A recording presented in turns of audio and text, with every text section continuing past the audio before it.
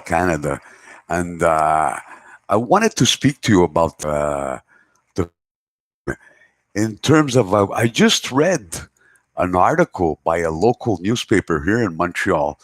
It was saying that five major pharmaceutical companies are making millions of dollars, playing millions of dollars, that they're trading millions of dollars in shares since the time that they've announced, like Pfizer, vaccine in the making that's 90% ready. They have said that these companies are making millions of dollars, you know. And when I hear something like this, it makes me just reflect for a moment on the sincerity of these companies in terms of delivering a vaccine. And I'll explain. I have to question, I have to question, let me put it this way. I have to question how effective this vaccine will be. In one sense, usually when pharmaceutical companies they bring out a new medication, usually the procedure takes a very long time. It takes for them to bring out this medication. They have to go through several clinical trials. They have to go through human trials.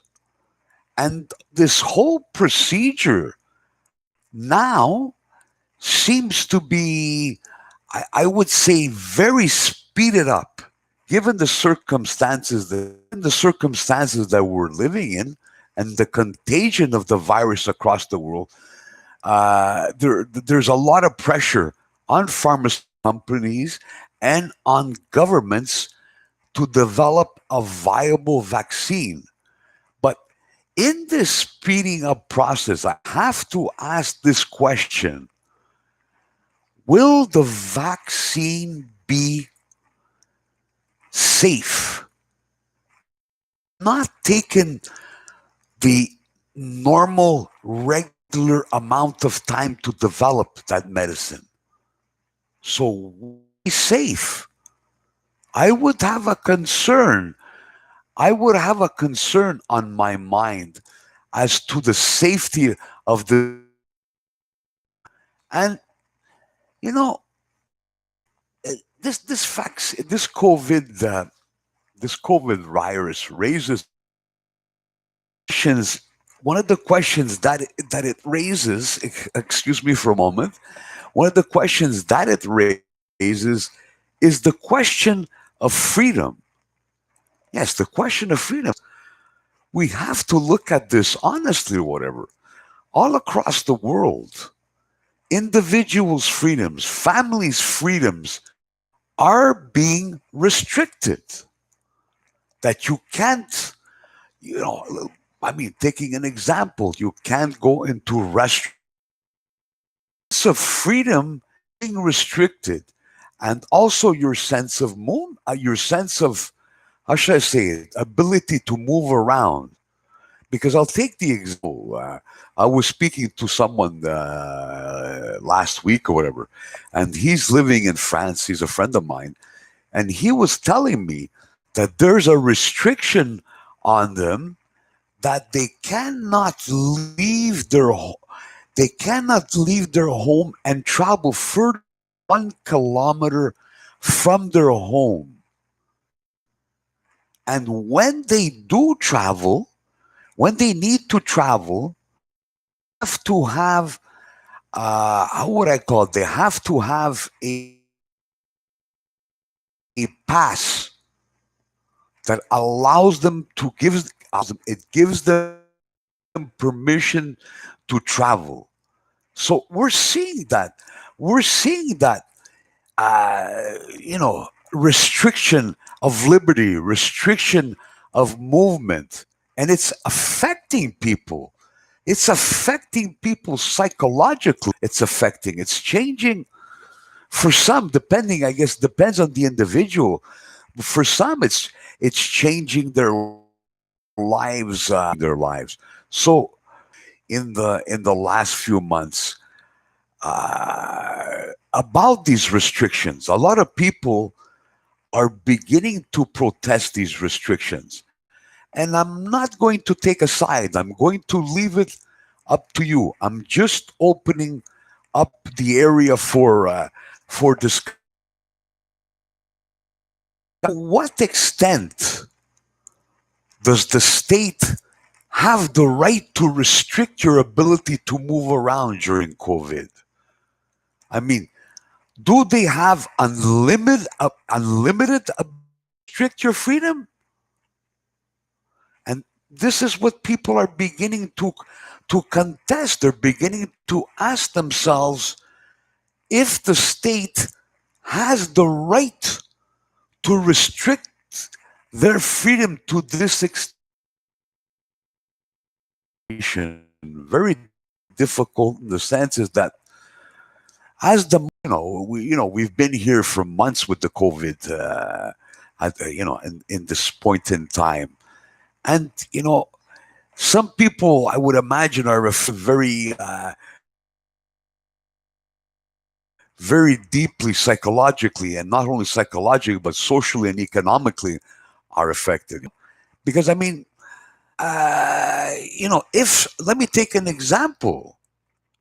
If someone has lost his job because of crisis and has difficulty finding a job, you can be sure that there's going to be the individual is going to suffer some psychological distress,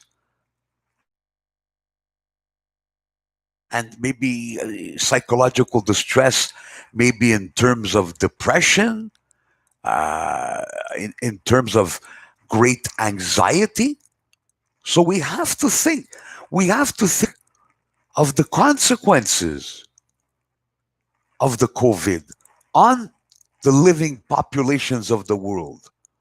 We economic scale.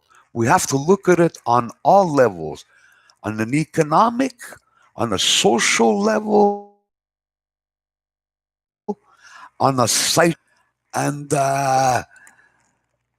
and then if I can talk for one moment, I can talk with.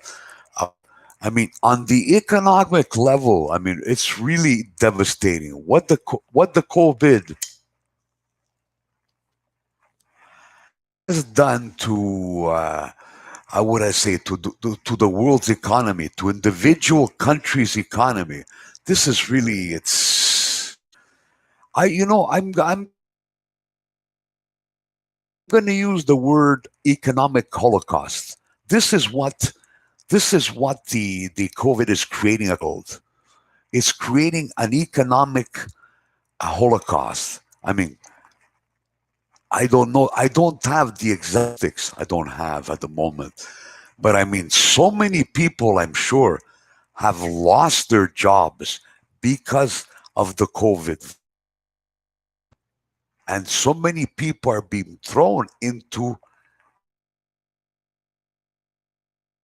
psychological distress and economic distress. They're into economic distress because, let's face it, each one of us, we have to pay our rent, we have to buy food. And then for the individual who has a family, well, dear Lord, he has to think about feeding his family. He has to think about feeding his children. Can you imagine the difficulty that individual, the bankruptcies that are taking place in small businesses across the. I mean, again, I don't have the statistics, but I am sure at least it's in the several hundreds of thousands. If you take the world,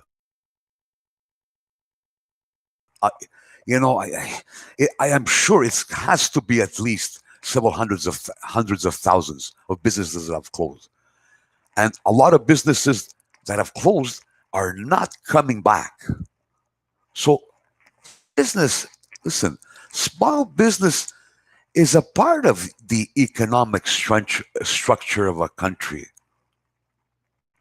Very important part. It's not only the corporate structure, which is an important part of the society. The small businesses businessman is an integral part of the community, an integral part of his country's economic health.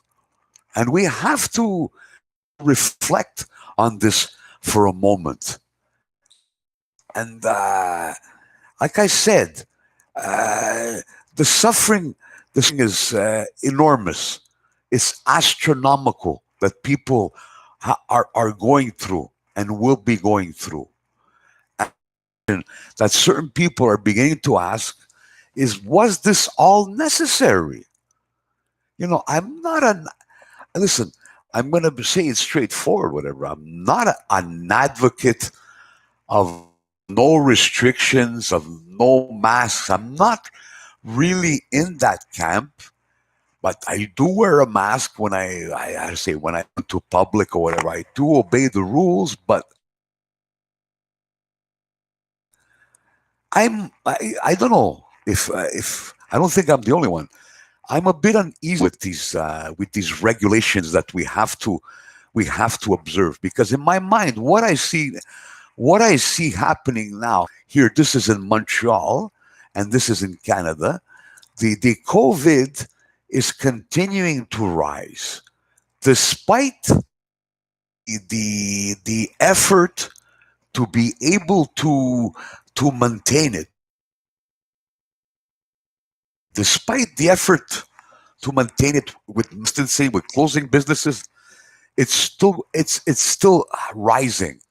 So it makes me wonder, in a sense, like many people have asked, was this not was this necessary, these lockdowns? Because I believe even the World Health Organization it changed its mind on lockdowns